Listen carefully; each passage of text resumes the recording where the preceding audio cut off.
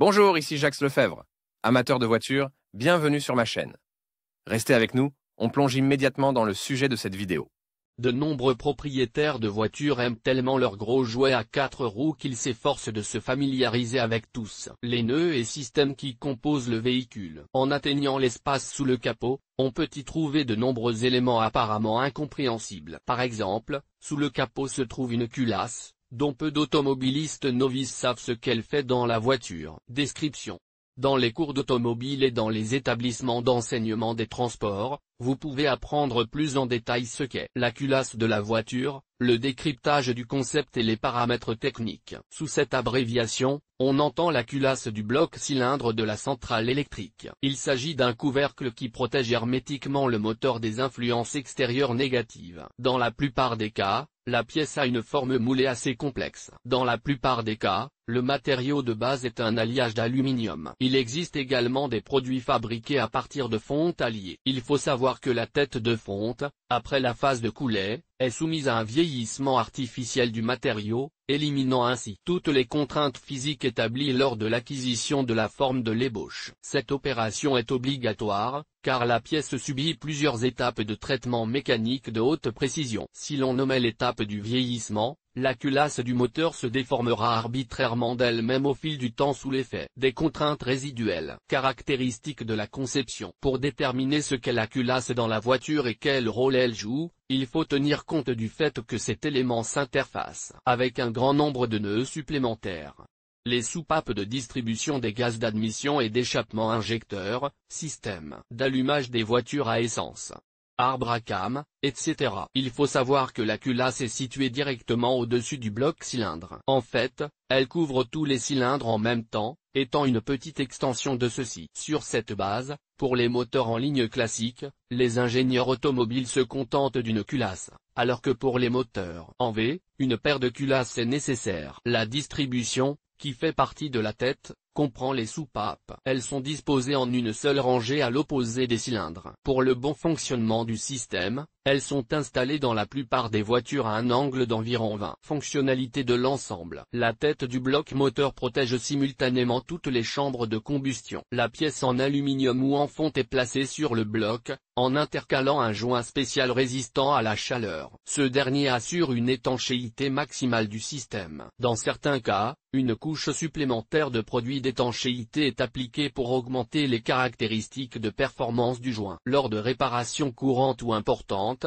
le joint situé sous la tête doit être remplacé. Il ne peut pas être réutilisé. La partie en aluminium est exposée à des températures élevées, car elle est en contact direct avec les chambres de combustion. Le mélange de carburant et d'air lors des explosions exerce également une force sur la surface intérieure. Le boîtier est doté de trous filetés. Les bougies d'allumage, pour les moteurs à essence, ou les injecteurs, pour les moteurs diesel, y sont vissés. Il y a également des trous, grâce auxquels l'arbre à cam effectue ses opérations. Dans ce cas, il est nécessaire d'installer des bagues, des ressorts, soupapes, des rondelles de support, les paliers rotatifs, etc. Pour chacun de ces éléments, un moule ou un alésage différent est créé dans la culasse. Tous ces éléments font partie d'un mécanisme de synchronisation complexe. Il convient de considérer qu'un entretien inopportun ou inapproprié de l'unité, ou un fonctionnement incorrect, conduira à une défaillance rapide. Cela entraînera des réparations coûteuses. Dans les stations spécialisées, le coût est élevé. Même si vous effectuez la réparation vous-même, l'opération demandera beaucoup de travail et de temps. L'une des premières difficultés consiste à dévisser les fixations. L'avant de la tête est utilisé pour monter la transmission par chaîne. La nécessité d'un tendeur de chaîne est également envisagée à cet endroit. La surface de la culasse en contact avec le joint et le bloc cylindre fait l'objet d'un usinage spécial. Il s'agit d'un plan horizontal unique sans dépression ni saillie. Par la suite, il sera déformé par les fluctuations de température, de sorte qu'en guise de réparation, il est soumis à un meulage supplémentaire. De cette manière, la forme géométrique d'origine est rétablie. Dans le cas contraire, même la présence d'un joint n'empêchera pas la dépressurisation des chambres de combustion. Les parties de la tête qui sont en contact avec les chambres de combustion ont une forme particulière. Les pistons veillent à ce que le mélange de carburant soit comprimé à son point le plus élevé et la forme de la chambre favorise le meilleur tourbillonnement possible des gaz. Cela a un effet positif sur le processus processus de combustion avec un rendement énergétique maximal. Une bride de forme spéciale est adjointe à la face arrière. Elle est reliée à un certain nombre de tuyaux qui passent sous le véhicule. Les collecteurs d'admission et d'échappement y sont également montés. Un liquide de refroidissement antigel circule dans les cavités. Il abaisse la température de la tête et du bloc. La tête comporte un certain nombre d'éléments inamovibles, dont les sièges de soupape. Ils sont nécessaires pour assurer l'étanchéité du système de distribution. Parmi les éléments inamovibles, il convient de citer les douilles de guidage des soupapes. Ils sont montés par pression sur un équipement spécial. Effectuer une telle opération à domicile est très problématique. Elle nécessite des outils et des équipements spéciaux pour le traitement thermique. Parfois, des habiles proposent de réaliser une telle opération dans le garage, mais un tel processus peut entraîner une surchauffe de la pièce et sa déformation ultérieure. Dans ce cas, la géométrie du produit sera irrémédiablement perdue, et il est également possible que des micro-fissures se forment. En conséquence, il sera nécessaire d'acheter un nouvel appareil. Caractéristiques des joints. La plupart des problèmes sont causés par la dépressurisation, qui se produit souvent lorsqu'un joint est défectueux. Il doit être correctement sélectionné pour éviter des réparations coûteuses. En cas d'épuisement, on entend le cognement des pistons, ce qui entraîne une panne du moteur. Les fabricants proposent deux types de culasses.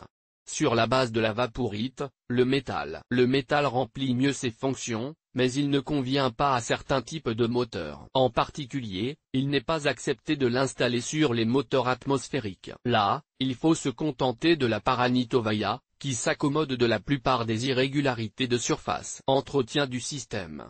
Il convient de garder à l'esprit que, dans tous les cas, tous les systèmes et pièces automobiles doivent être entretenus au fil du temps, y compris la culasse. Un facteur important dans cette situation est le diagnostic en temps utile. Il convient d'accorder une attention particulière aux facteurs suivants.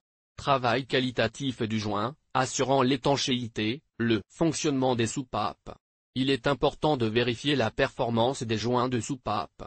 Il est nécessaire de vérifier la qualité des joints d'huile de l'arbre à cames. Si le joint est défectueux, l'huile du système de lubrification pénètre dans le système de refroidissement et l'antigel dans les cavités de circulation de l'huile. Cette pénétration mutuelle entraîne une réduction de l'efficacité du moteur. Lorsqu'une partie de l'huile commence à circuler avec l'antigel, un phénomène tel que la structure du moteur se manifeste. Au bout d'un certain temps, le moteur cessera tout simplement de démarrer. Au même moment, les indicateurs du tableau de bord indiquent une augmentation de la température du moteur. La présence d'antigel dans le système de lubrification aura un effet négatif sur l'état des bougies. Lorsqu'on les dévisse, on peut constater à la suite qu'elles sont noyées. Fonctionnement correct. Il est important, après une réparation ou un diagnostic, d'assembler correctement tous les éléments de la culasse, car même une pièce mal fixée sur le bloc cylindre peut se déformer en cours de fonctionnement. Dans certaines situations, il n'est pas possible de le faire sans démonter la culasse. Alésage des cylindres du bloc, un problème au niveau des soupapes, qui nécessitera leur remplacement ou leur réparation. Essai de pression des manchons ou des sièges de soupape. Point perte des paramètres géométriques de la surface de contact. Joint percé, perte d'étanchéité. La nécessité d'éliminer les micro-fissures. Le fait que le motoriste puisse voir le moment où la force requise est atteinte garantit une tension suffisante du filetage et empêche les filets de se détacher. Il est strictement interdit d'utiliser des rallonges de clés supplémentaires lors du vissage. Il est également important de respecter l'ordre de vissage des écrous sur les goujons. Comment se manifestent les dysfonctionnements? Il est nécessaire d'identifier à temps le dysfonctionnement de l'assemblage. Dans le cas contraire, la panne entraînera une augmentation de la consommation d'essence, voire un arrêt complet du moteur à combustion interne, nécessitant une révision. Pour identifier le problème à temps, il est nécessaire de prêter attention aux signes indirects du phénomène. Des fuites d'huile apparaissent sous le joint. La jauge d'huile, lors du diagnostic, présente une petite quantité de mousse blanche. Les gaz d'échappement perdent de leur transparence et l'ancienne fumée qui s'échappait du tuyau apparaît. Des taches d'huile et des fuites sont visibles dans le radiateur et le vase d'expansion. Si l'un de ces signes est détecté, il est recommandé de se rendre dans une station-service pour diagnostiquer l'état de tous les composants. Il est également possible d'identifier un joint perforé, dont l'intégrité a été rompue. Lors de son installation, il ne doit pas y avoir d'éléments étrangers d'un côté entre le joint et la culasse, ainsi qu'entre le joint et le bloc. Lors du vissage des goujons, il est nécessaire de protéger le joint contre les dommages, qui réduisent sa durée de vie. Un cliquetis anormal indique la présence d'un dommage. Une rupture complète du joint est susceptible d'arrêter le moteur et d'endommager la culasse. Les problèmes surviennent le plus souvent dans les cas suivants: surchauffe du moteur, mauvaise installation du joint lui-même, augmentation des valeurs de compression. Comment nettoyer la culasse du bloc cylindre? Pour éliminer la suie sur la partie métallique de la culasse, vous pouvez utiliser divers moyens chimiques. Elle résiste assez bien à la plupart des produits ménagers faiblement agressifs de la chimie. Les automobilistes expérimentés utilisent des compositions de ce type: acétone, huile diesel, détergent ménager, poudre à laver, etc. L'essentiel est d'utiliser des moyens personnels de protection contre les préparations chimiques. Il faudra également bien rincer le métal des résidus du nettoyant.